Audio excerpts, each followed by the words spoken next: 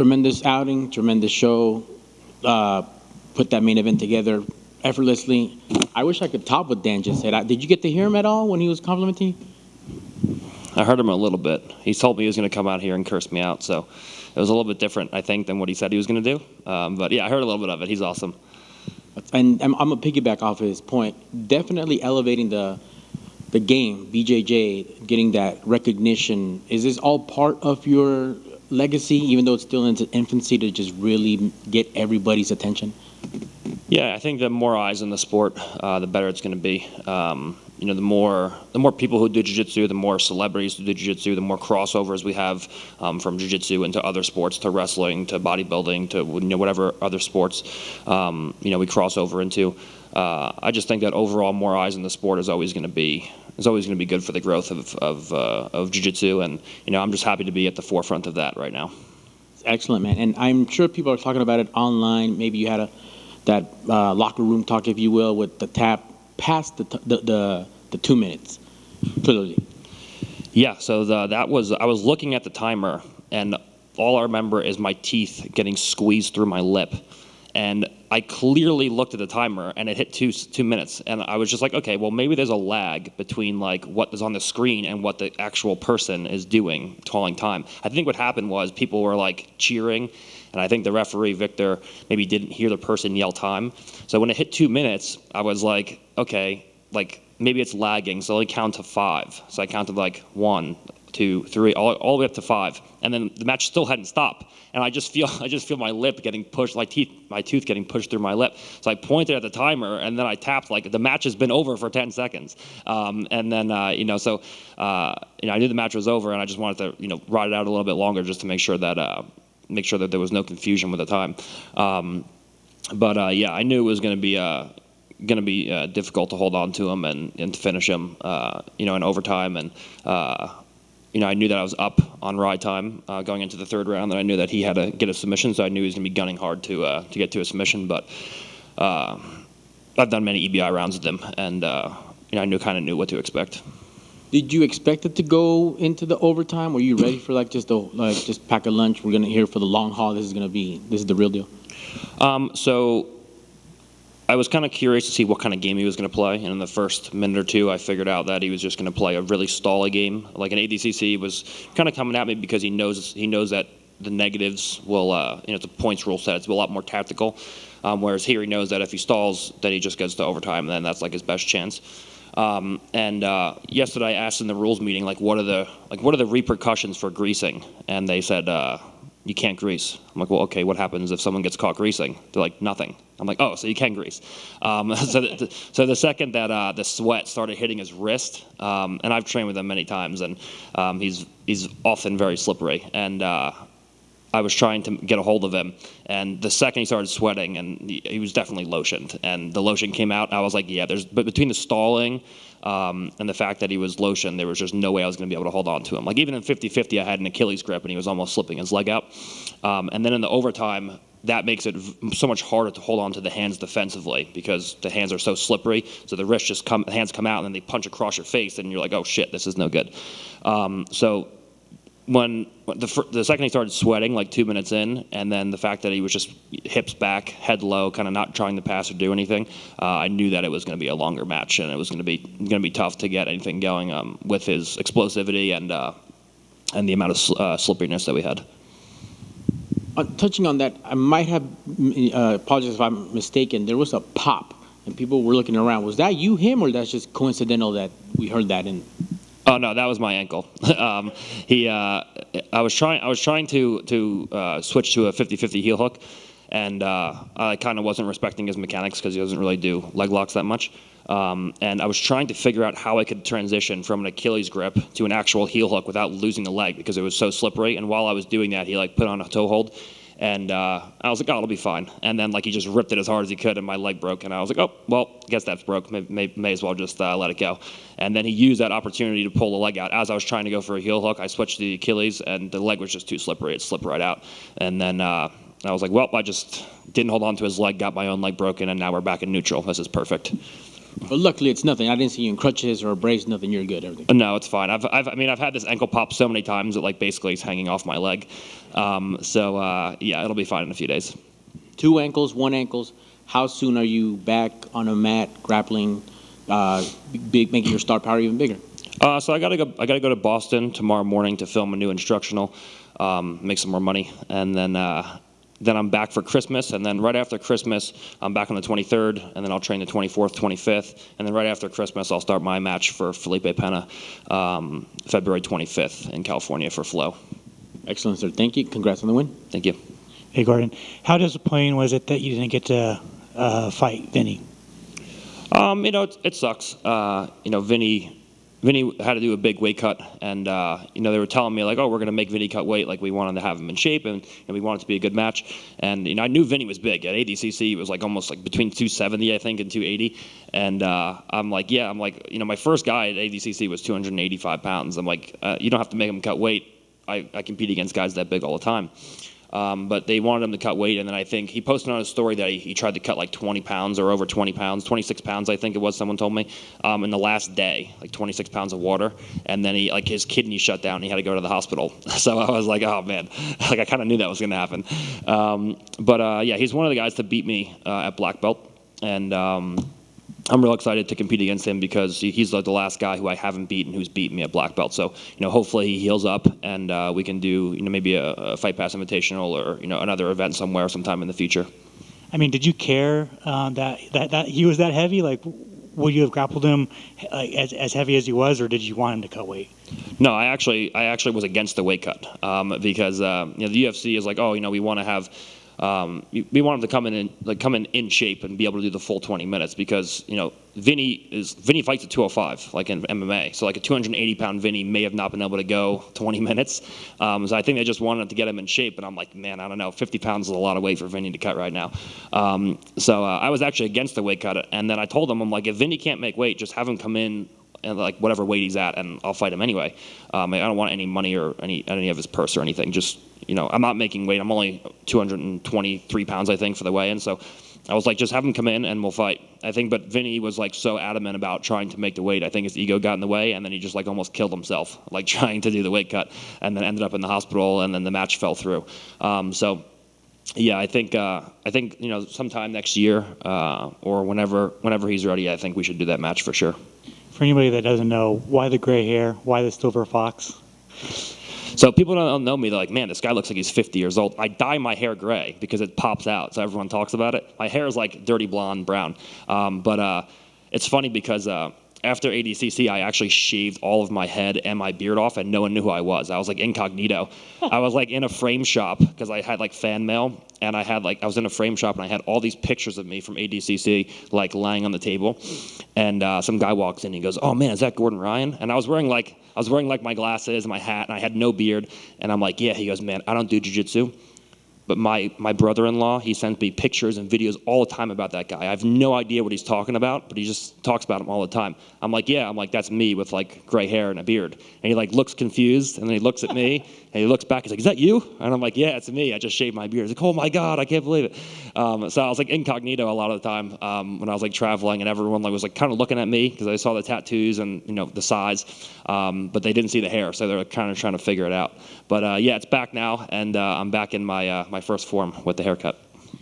So is gray going to be the color going forward, or are you going to like do some like wild like purple rainbow? I think I'm going to keep it this color. Maybe I would go like pink or something crazy, but then I think I'm going to be made fun of for being a liberal. I think we got to stay with gray for this one. But it pops out, and it's like kind of neutral, and everyone makes fun of me for being 50 years old, so we can have some fun with it. What matches get you excited?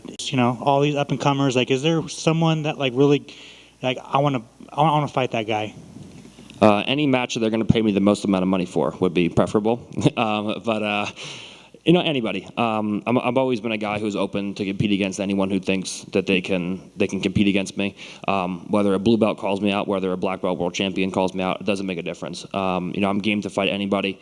There was no real reason for me to compete against Nicky Rod tonight. Like, I just submitted him. He's a brown belt. I just submitted him a few months ago. But anyone they put in front of me, I want to compete against. So there's no one that really sticks out. Any of the guys that, obviously Vinnie, any of the guys who I haven't submitted at black belt.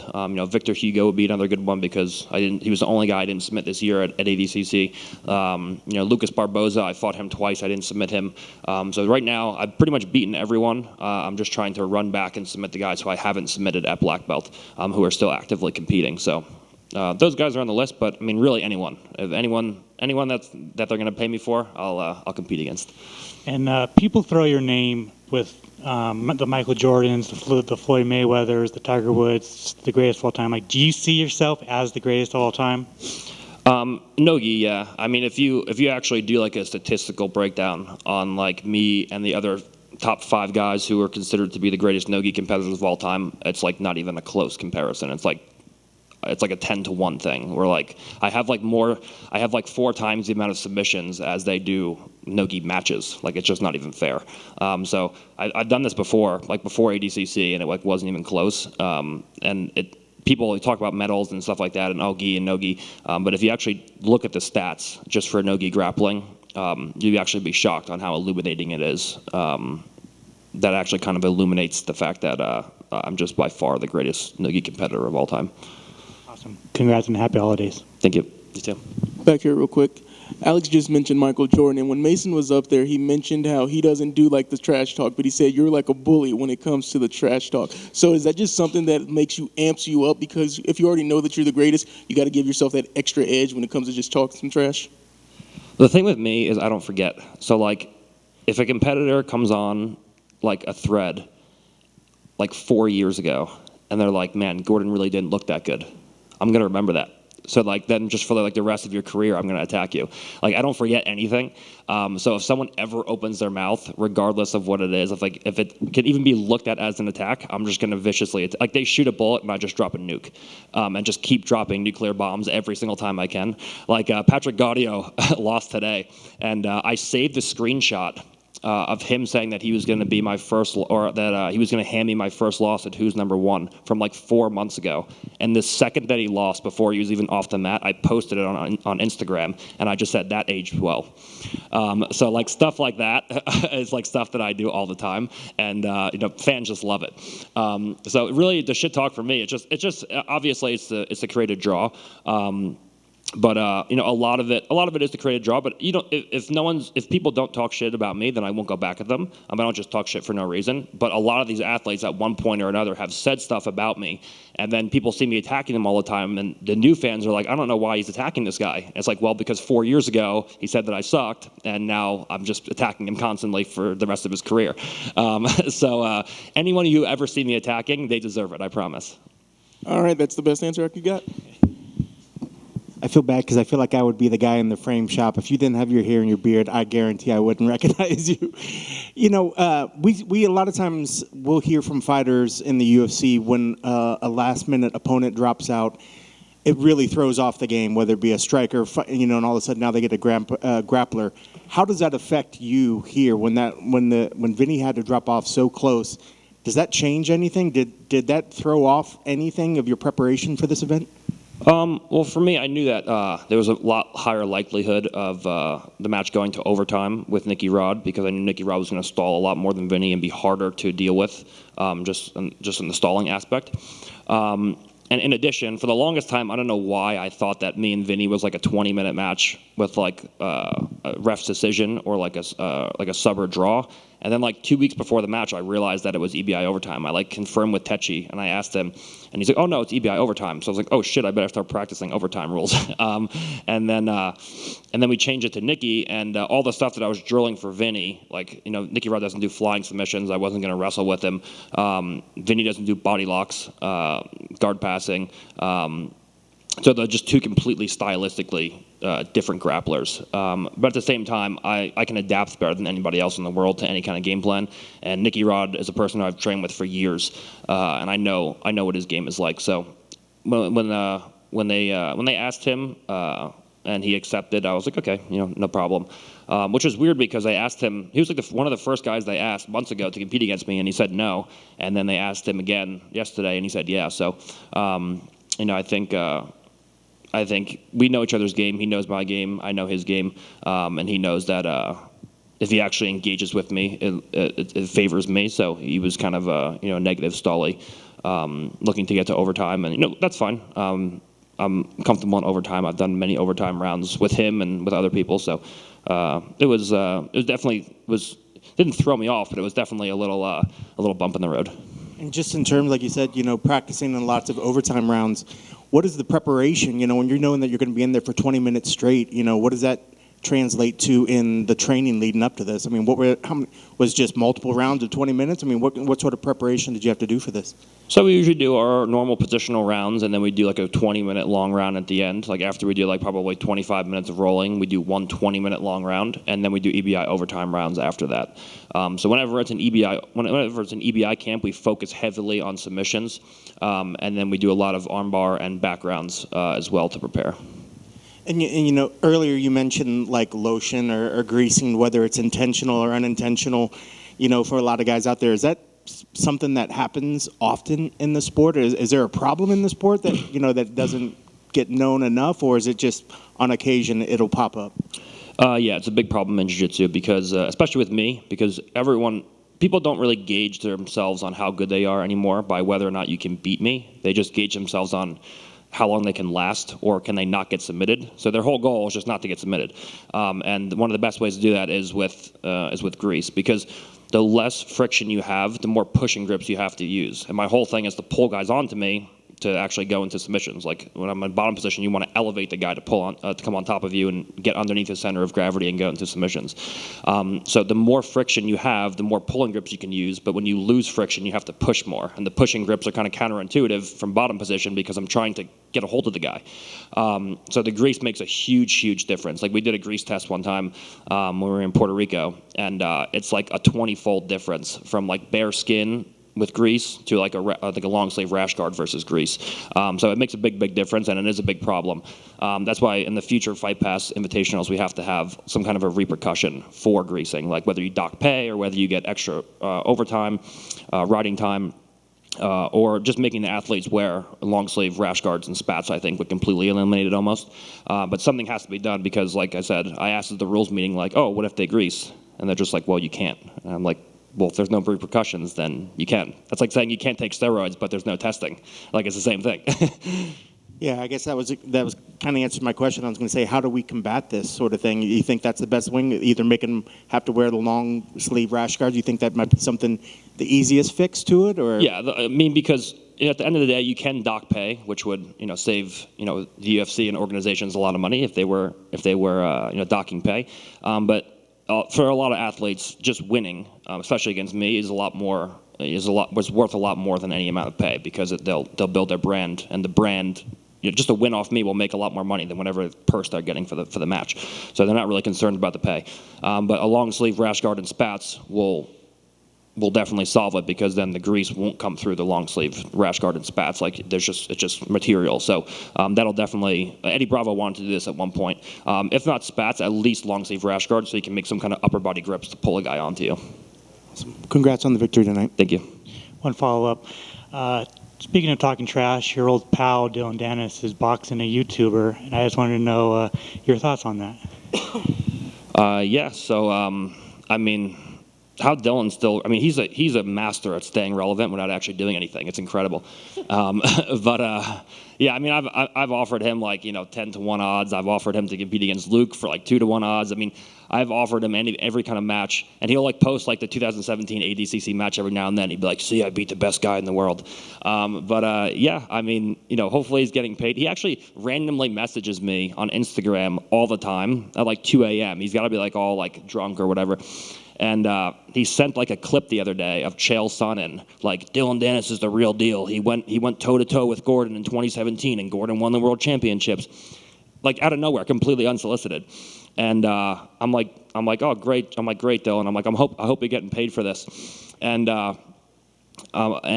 he's like, I run the game, kid. Don't forget this. And I'm like, okay, well, you know, if this doesn't work out and you don't make that much money, I'm like, I have tons of cars. You can clean those for me. And I have like 5 cars to clean. And if you want to clean those, I'll give you like $30 a week or something, you know, for those. And he never responded. Yeah, you know, hopefully he's making a lot of money. Hopefully, you know, he doesn't end up homeless and, you know, he manages to stay relevant. But it's hard to stay relevant when you don't compete.